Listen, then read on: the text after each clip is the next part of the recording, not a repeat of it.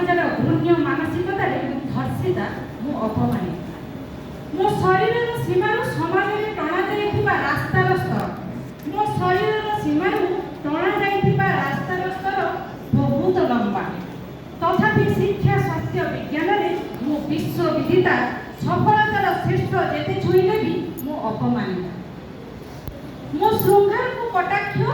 सुंदरता को आरोप लागई की परदा प्रथा थिला कि मो पई उचित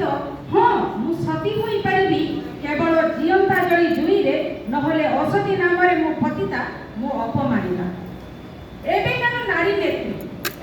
नारी नेत्री और नागसाप भितर नाही पार्थक्य केवल राजनीति पई फणा टेकती पुणी सोई जाती समाजर नारी विद्वेष भाव को उठाइबारे एमाने अक्षम